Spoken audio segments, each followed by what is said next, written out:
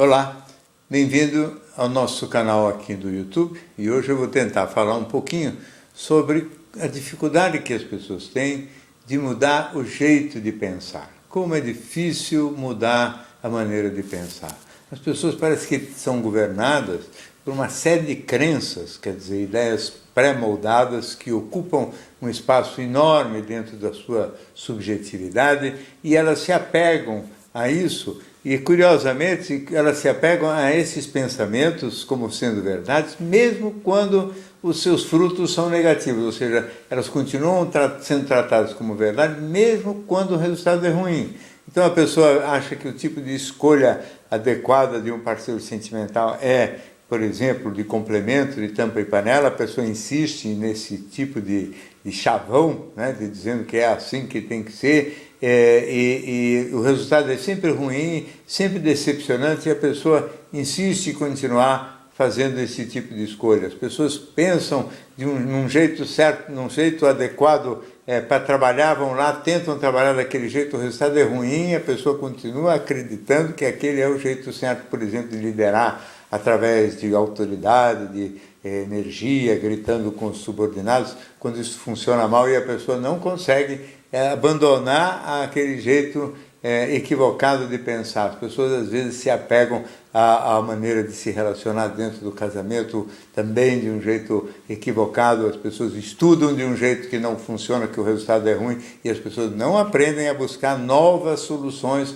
para os velhos problemas. Isso é assim, uma construção de hábitos, como se esses hábitos ficassem enraizados dentro da cabeça da pessoa, hábitos como se fossem hábitos práticos, de jeito de escovar o dente ou de comer, mas que no fundo são hábitos só vinculados a pensamentos, e pensamentos que se consolidam, que ficam duros dentro da cabeça da pessoa e que ela não se livra mesmo quando os resultados são negativos. Os hábitos têm um pouco essa característica, eles não dependem muito dos resultados também. Então o indivíduo pode comer rápido porque está habituado a isso, apesar de todo mundo saber que se comesse devagar, teria melhor digestão, teria até muito mais prazer na degustação, mas mudar um hábito é sempre um inferno. Parece que mudar pensamento é tão difícil quanto mudar qualquer tipo de hábito. É como se a gente se sentisse seguro neste conjunto de ideias que a gente tem e defende, ainda que sejam resultados ruins. Quer dizer, como se os conjuntos dos pensamentos da gente fossem a nossa casa no sentido psíquico, quer dizer, é ali que a gente mora, é ali que a gente se entende, é ali que a gente se sente seguro, aconchegado, apesar de que tudo funciona muito mal. Não deixa de ser curioso que o ser humano tenha essa propriedade tão conservadora e de se apegar a coisas que não funcionam. Provavelmente isso acontece por medo de mergulhar num mar, que seria o mar das dúvidas, não é? Um mar que deixa as pessoas, o mar das dúvidas deixa a pessoa com muita incerteza, com muita sensação de desamparo, muito perdida, como se fosse um mar mesmo. Quer dizer, mergulhar no mar é diferente de você andar em terra, porque no mar parece que você não tem as referências de nada e fica perdido mesmo no meio daquelas dúvidas.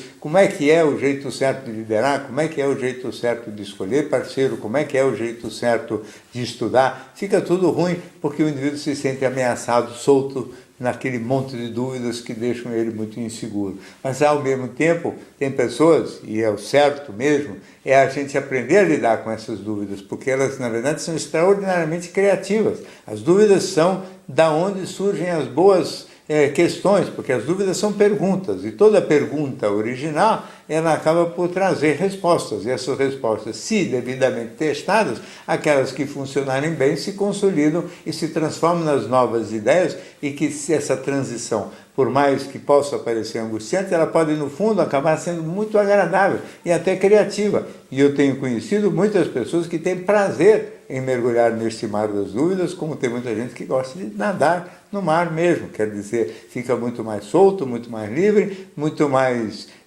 rico, criativo, ousado. Não é? É preciso coragem, é preciso abandonar o medo, é preciso se livrar principalmente do medo, que parece que é o maior de todos os inimigos das mudanças da gente. O medo não é o único inimigo, mas é o mais, parece o mais forte, mesmo nas mudanças psíquicas. Né? Às vezes a vaidade também interfere negativamente. O indivíduo acostumado a ser muito bonzinho, muito generoso, se ele quiser deixar de ser isso, mudar, mesmo quando ele está convencido que ele tem que abandonar esse tipo de jeito de ser e tentar ser um pouco mais ousado, um pouco mais competente para falar não, para decepcionar as pessoas, ele pode se sentir rebaixado, diminuído, ele pode ter medo, além do medo de que as pessoas vão rejeitá-lo ou não vão gostar tanto dele, ele pode ter a sensação ruim para a vaidade de que está sendo rebaixado, diminuído, ainda por cima pode também sentir culpa por achar que está magoando outras pessoas. Então, medo,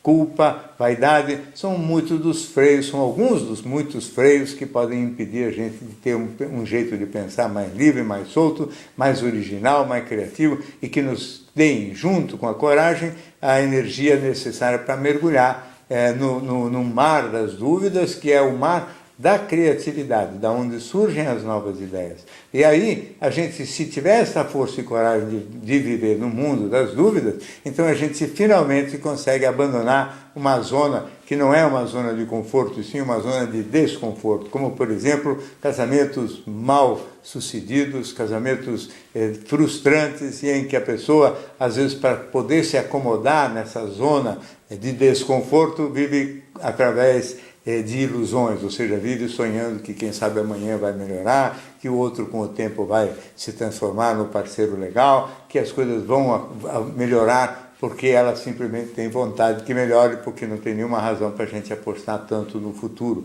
A gente tem que imaginar que o futuro vai ser a continuação do presente e do passado que a gente já viveu. Então essa esperança no futuro é um truque apenas para a pessoa continuar covardemente acomodada numa zona de desconforto.